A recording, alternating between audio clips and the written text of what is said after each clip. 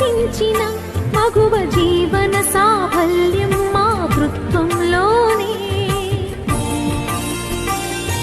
ప్రతి తల్లికి మమకారం పరమార్థం,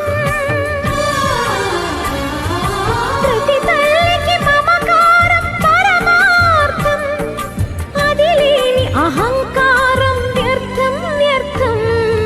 కరుణించే ప్రతి దేవత అమ్మే కదా, కడుపు తీపి లేని అమ్మ బొమ్మే కదా, రాతి బొమ్మ